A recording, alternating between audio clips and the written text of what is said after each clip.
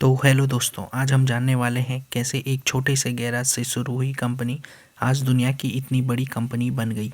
तीन दोस्तों Steve jobs, Steve वozniak और रोनाल्ड वेन ने 1976 में एक गैराज में इस कंपनी की शुरुआत की और एप्पल ने अपना फर्स्ट प्रोडक्ट 1976 में एप्पल फर्स्ट लॉन्च किया, जो एक सिंपल सर्किट बोर्ड कंप्यूटर था।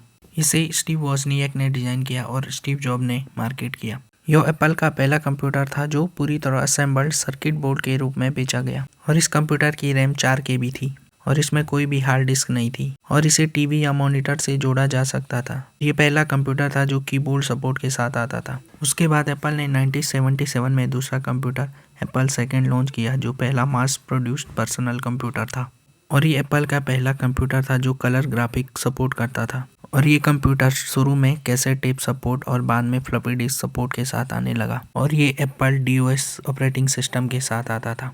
और एप्पल सेकेंड को पहला सफल मास मार्केट पर्सनल कंप्यूटर माना जाता है जो स्कूल, घर और ऑफिस में लोकप्रिय हुआ। इसी ने एप्पल को बड़ी कंपनी बना दिया।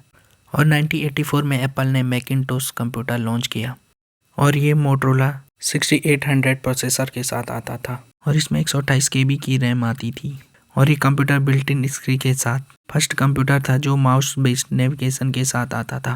एप्पल ने अपने कंप्यूटर को इस हिसाब से डिज़ाइन किया कि ऑर्डिनरी पीपल भी इसे यूज़ कर सकें और इस कंप्यूटर को केवल टेक एंथुजियास्ट के लिए नहीं बनाया गया। और उसके बाद आता है crisis and Steve jobs departure. Company के अंदर चल रही विवादों की वजह से 1985 में स्टीव जॉब्स को हटना पड़ा और माइक्रोसॉफ्ट के पावर्ड PC की वजह से एप्पल को बहुत स्ट्रगल करना पड़ा, जिससे कंपनी अपना फोकस लूज करने लगी और कंपनी ने बहुत सारे सिमिलर प्रोडक्ट लॉन्च किए और जिससे इसका मार्केट शेयर गिर गया और मिड 1999 में कंपनी बैंकक्रप्ट होने की कगार पर थी और बिना स्ट्रॉन्ग विजन के कंपनी ने अपना कॉम्पिटिटिव एज खो दिया। और उसके बाद फिर से जॉब्स की वापसी हुई और उन्होंने एप्पल को री इन्वेंट किया, क्योंकि 1997 में एप्पल ने उनकी कंपनी नेक्स्ट को एक्वायर किया और उसके बाद स्टीव जॉब्स ने प्रोडक्ट लाइन को सिंप्लीफाइड किया और अननेसेसरी प्रोडक्ट को बंद किया और कुछ ग्रेट मॉडल्स पर फोकस किया। एप्पल ने 1998 में iMac लॉन्च किया, जो कलरफुल यूज़र फ्रेंडली कंप्यूटर था जिसने ब्रांड को रिवाइव किया। जॉब्स ने माइक्रोसॉफ्ट से $150 मिलियन का निवेश जुटाया, जिससे एप्पल कंपनी सर्वाइव कर पाई और इसका की फैक्टर था कि कंपनी ने डिज़ाइन पर फोकस किया और लीडरशिप डिसिप्लिन ने एप्पल को कोलैप्स होने से बचाया। उसके बाद आता है iPod एंड iTunes इकोसिस्टम और 2001 में एप्पल ने iPod लॉन्च किया, जो रेवोल्यूशनरी पोर्टेबल म्यूजिक के साथ आता था। और उसके बाद एप्पल ने iTunes स्टोर लॉन्च किया, जहां से लीगल और इजी तरीके से म्यूजिक डाउनलोड कर सकते थे और इस तरह एप्पल ने अपना एक पूरा इकोसिस्टम बिल्ड किया। और इसके बाद एप्पल सिर्फ एक कंप्यूटर कंपनी नहीं रही, बल्कि एक कंज्यूमर इलेक्ट्रॉनिक्स और कंटेंट प्लेटफॉर्म जाइंट बन गई। और इसका की फैक्टर है कि एप्पल ने हार्डवेयर और सॉफ्टवेयर को कंबाइन किया और जिससे लोगों को सीमलेस एक्सपीरियंस मिला। उसके बाद आता है द आईफोन रेवोल्यूशन और 2007 में एप्पल ने अपना पहला आईफोन लॉन्च किया और फ़ोन आईपॉड और इंटरनेट को मर्ज करके एक टच स्क्रीन डिवाइस में बदल दिया। और 2008 में एप्पल ने एक ऐप स्टोर खोला जिसने एक मैसिव डेवलप इकोनॉमी क्रिएट की और इसके साथ ही एप्पल ने टेलीकॉम, म्यूज़िक, फोटोग्राफी और सॉफ्टवेयर इंडस्ट्रीज़ को डिसरप्ट किया। और इसका की फैक्टर यह था कि एप्पल ने अनुमान लगा लिया था कि फ़ोन अब एक पॉकेट कंप्यूटर बन जाएगा और इसी सोच के आधार पर उसने इसके चारों ओर एक प्लेटफॉर्म विकसित किया। उसके बाद आता है iPad services and global expansion और 2010 में आईपैड ने एक मॉडर्न टैबलेट मार्केट क्रिएट किया और इसके साथ ही एप्पल ने अपनी सर्विसेज को एक्सपेंड किया और iCloud, एप्पल म्यूज़िक और ऐप स्टोर को लॉन्च किया।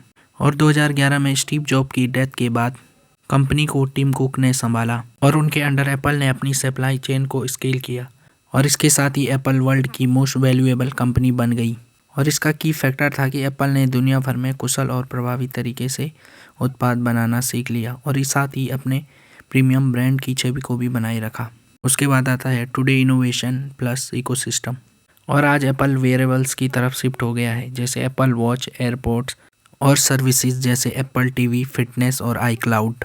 और इसके साथ ही कस्टम चिप्स जैसे M1, M2 और M3 प्रोसेसर जो स्पीड और एफिशिएंसी के लिए जानी जाती हैं।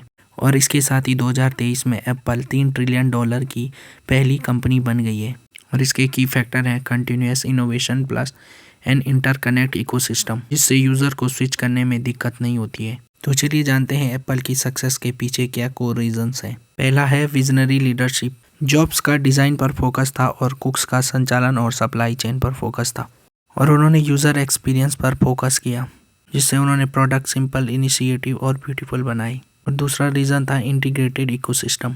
हार्डवेयर और सॉफ्टवेयर सीमलेसली टुगेदर काम कर रहे थे। तीसरा रीज़न है ब्रांड लॉयल्टी। कस्टमर एप्पल के प्रोडक्ट को लाइफस्टाइल की तरह देखते हैं, ना कि एक डिवाइस की तरह। और उसके बाद आता है ऑपरेशनल मास्टरी। इसका एक रीज़न एप्पल की वर्ल्ड क्लास सप्लाई चेन है, और दूसरा रीज़न है प्रीमियम प्राइसिंग स्ट्रेटजी।